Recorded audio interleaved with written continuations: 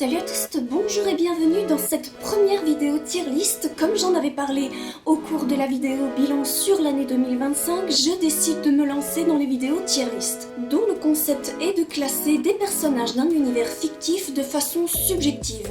Donc, si vous n'êtes pas en adéquation avec le classement des personnages que j'ai établi, c'est parfaitement compréhensible. Aussi, dans la description de la vidéo, il y a le lien tier list du site Tiersmaker pour que vous puissiez vous aussi classer les personnages de la licence Sailor Moon, et qui plus est, vous avez la possibilité de poster votre classement dans l'onglet communauté de la chaîne. Mais avant de commencer cette vidéo, je tiens à vous dire qu'à compter du mois de septembre, les tarifs des accessoires et créations que j'ai faites vont augmenter. Merci de contribuer au soutien de la chaîne YouTube ô combien précieux.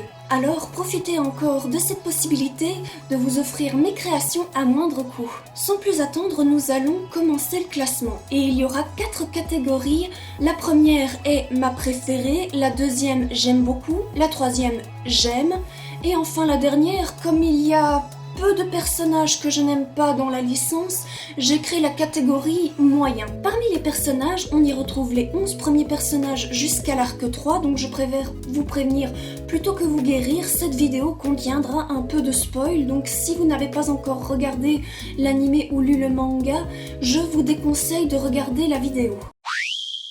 Pour commencer le classement, je trouve que le personnage et son lore est très évolutif car à la base c'était une collégienne étourdie, oisive et pleurnicharde, et puis lorsqu'elle a su qu'elle a été choisie pour rassembler les guerrières du royaume de la lune, bien évidemment qu'elle a un petit peu galéré au début, et puis au fil des saisons elle devient chaque fois un peu plus forte, avec un peu plus d'estime d'elle-même et à chaque fois une foi sans faille envers ses amis. Personnellement, c'est un personnage qui m'a beaucoup plu dès les premiers instants. Et ça, c'est la petite fille de 4-5 ans qui avait vu quelques épisodes sur Club RTL qui parle. Encore aujourd'hui, c'est un personnage qui me plaît énormément, alors je vais la classer dans la catégorie j'aime beaucoup.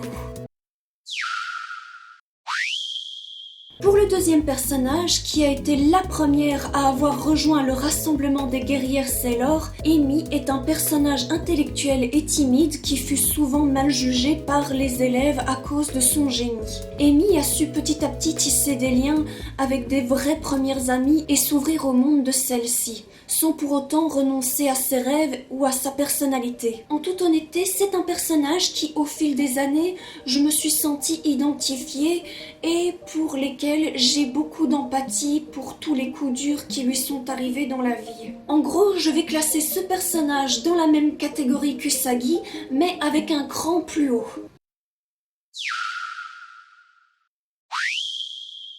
Troisième personnage à classer, et qui celui-ci n'est pas un personnage lambda, et en tout cas c'est ce qu'elle veut faire passer comme message au travers de la série. Rei est une jeune femme qui travaille à mi-temps au sein du temple Hikawa. Rei avait pressenti que des événements tragiques se produiraient et pour laquelle elle savait qu'elle avait un rôle à jouer. À un petit détail près, car elle n'était pas préparée à ce qu'elle devienne Sailor Mars. Dans les diverses adaptations de l'anime des années 90, le live action et le reboot pour les 20 ans de la licence, Rei est un personnage qui s'est souvent pris le chou avec l'héroïne principale, des chamailleries qui ont apporté un peu de fun pour les fans de la franchise, son rêve de devenir idol de J-pop et son caractère un peu soupolé fait que parfois sa personnalité est difficilement appréciée. Après, le côté où elle peut prévenir l'avenir, ses incantations qui pourraient ravir les fans de Naruto la rend un peu plus classe, voire un peu badass. Et son passé, pour celles et ceux qui ont lu le manga, ne laisse pas vraiment de marbre. Concrètement,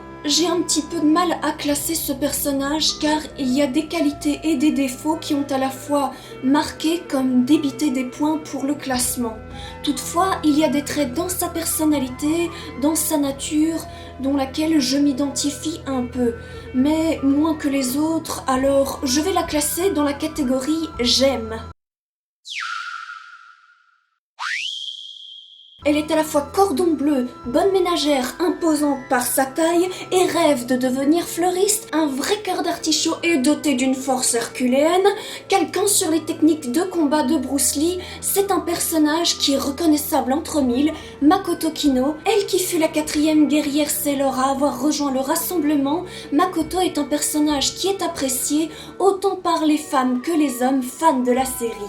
Elle a aussi connu les mêmes soucis que Amy, les ragots et commérages des élèves qui allaient bon train dès son arrivée au collège de Azabujuban, mais c'est un personnage qui a rapidement su jouer son rôle en tant que guerrière et dans laquelle son passé dans le manga, pour celles et ceux qui m'ont lu, est assez touchant.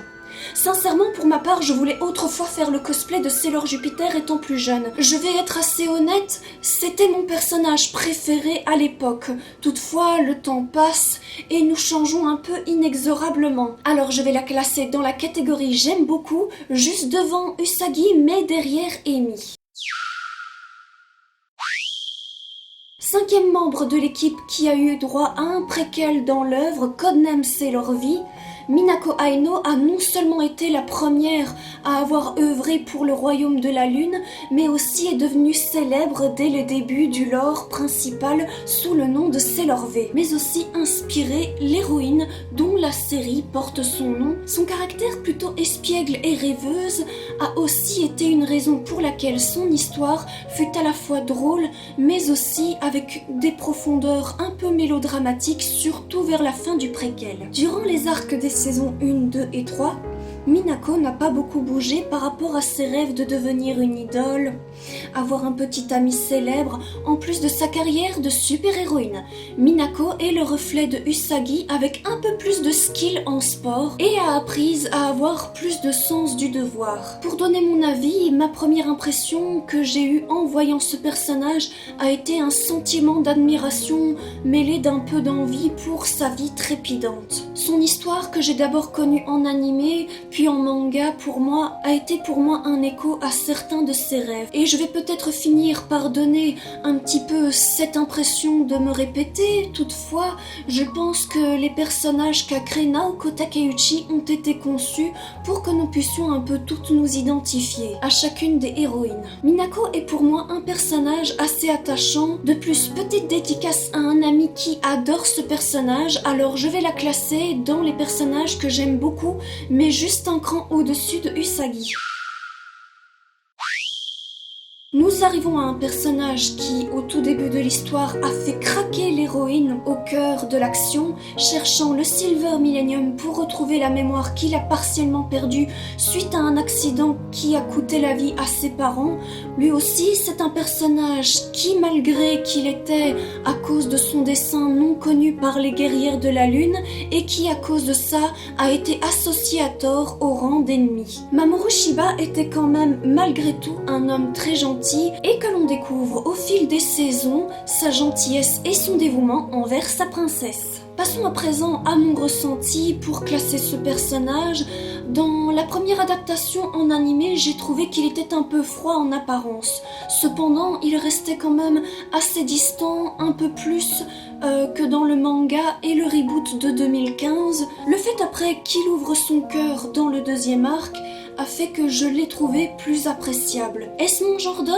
À titre personnel, je ne dirais qu'à moitié. Pareil que pour Ray, il a marqué comme débité des points, mais par après, au cours de la saison 3, nous l'avons vu beaucoup plus proche de sa princesse et tissé de liens solides, et en toute honnêteté, je vais le classer dans la catégorie j'aime, mais juste au-dessus de Ray.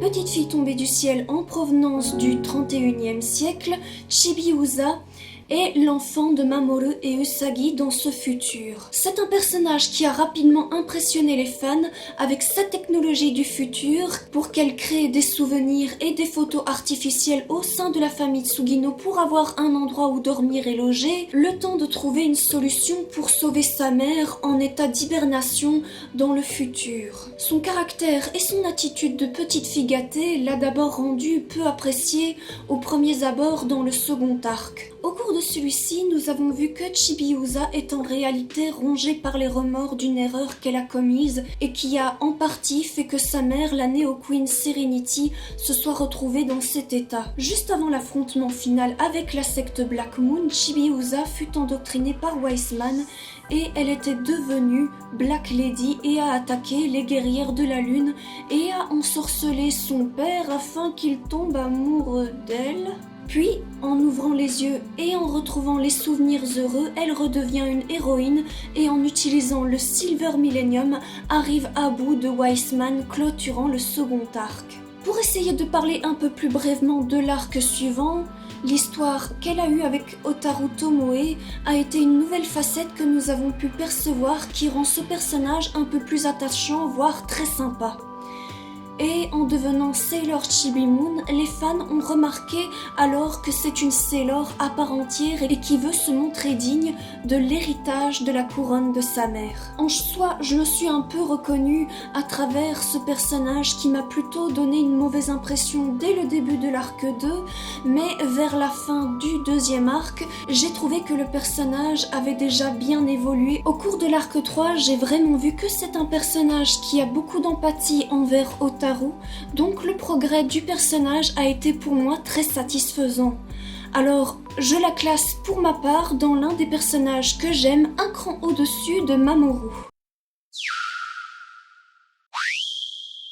Apparue au cours du deuxième arc, Sailor Pluton aka Setsuna Meio est la gardienne de la porte de l'espace-temps et chargée de veiller à ce qu'aucun intrus ne vienne dans le Crystal Dome Tokyo du 31e siècle. Setsuna a été un peu comme une sorte de marraine pour Chibiusa lorsqu'elle était dans le Tokyo du 20e siècle. Setsuna, par son apparence et son pouvoir lié à la mort et à l'espace-temps, Setsuna mène une vie au cours de cet arc un peu triste, puis dans le troisième arc, elle va quitter son poste sous ordre de Neo Queen Serenity pour venir en aide à ses coéquipières Sailor Neptune et Sailor Uranus, afin de venir à bout de la menace des Deathbusters. À la fin du troisième arc, nous avons remarqué que Setsuna, en recueillant la réincarnation de Hotaru, a dévoilé un aspect un peu plus hospitalière et même un peu maternel. Très sincèrement, je n'irai pas par 4 chemins pour témoigner que j'adore ce personnage, car je m'identifie à elle pour quelques-uns de ses aspects plus que d'autres guerrières Sailor. Alors, la solitude, le sens du devoir, le fait de parfois de devoir se sacrifier pour d'autres personnes, parfois, en toute honnêteté, j'adore ce personnage et c'est pourquoi je vais la classer dans le palier ma préférée. Passons à l'arc 3 avec une pilote de Grand Prix, femme forte qui a été la garçonne de la série, Haruka Tenno ou Sailor Uranus, ayant été réveillée par sa partenaire Michiru pour accomplir sa mission face à la menace des Deathbusters. Ce personnage a beaucoup intrigué les fans pour son attitude assez non conventionnelle même pour l'époque, et il y a des fans qui trouvent que c'est un personnage clivant de l'anime par ses qualités comme être franche et cool, comme ses défauts un peu bagarreuse et aller dans les extrêmes, comme avoir embrassé Sailor Moon sans son consentement. Pour la classer, je vais vous dire qu'il y a quelques qualités chez elle qui ont marqué des points, seulement il y a des défauts chez ce personnage qui ne m'ont pas plu du tout. Malheureusement, je vais la classer dans le rang moyen. Alors, je ne déteste pas ce personnage pour autant, car je trouve que ce personnage a marqué d'une façon plutôt positive et symbolique de l'innovation dans l'univers Magical Girl.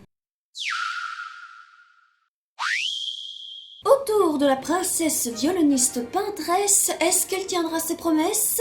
Petite virlangue à part, Michiru est la partenaire de Haruka au cours de l'arc des Deathbusters. Durant l'arc, nous l'avons vue tout aussi raffinée qu'élégante sur scène, et lorsque les moments d'action arrivaient, elle était tout aussi puissante qu'efficace en compagnie de sa partenaire. Michiru a malgré tout aussi quelques défauts qui ont moins plu aux fans, notamment à cause de sa froideur et aussi de son côté élitiste. Ce qui a compensé toutefois, c'est d'avoir pris la résurrection d'Hotaru dans ses bras et de l'avoir accueilli comme si c'était son propre enfant.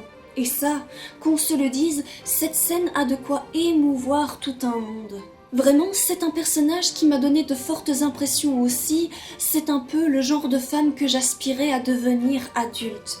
Toutefois, avec le recul et l'identité que j'ai forgée de moi-même, encore une fois, a fait que cela a un peu changé. Ce qui me déplaît en sa personnalité, c'est qu'elle est hautaine, jalouse lorsqu'une commence à plaire à Haruka et son inflexibilité qui fait d'elle une personne plutôt difficile à vivre. Notons aussi que Michiru est pratiquement issue de la haute société comme sa partenaire, mais avec un caractère froid. En quelques mots, il y a des qualités artistiques qui me plaisent chez elle, mais le reste, pour ma part, pas ce que j'aime, alors je vais la classer dans le palier j'aime, mais en dessous de Ray.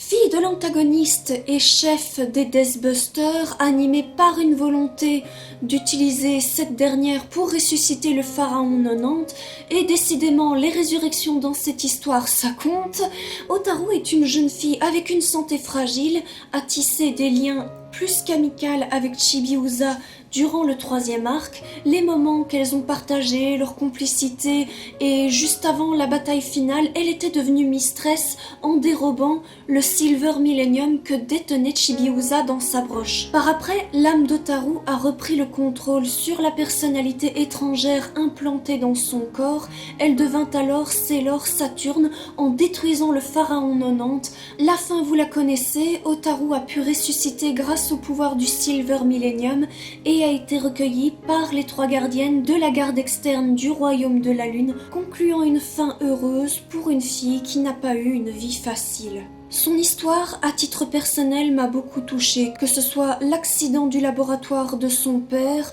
son handicap, ses fragilités, et s'il fallait en plus de cela qu'elle subisse les brimades des filles de son école qui sont toutes plus méchantes qu'imbuvables, j'ai eu beaucoup d'empathie pour elle dans les sales moments, et j'ai ressenti également beaucoup de joie qui m'ont attendri le cœur en la voyant passer du temps avec Chibiusa. En soi, je trouve qu'elle a mérité sa place parmi les personnages que j'aime beaucoup juste derrière Makoto.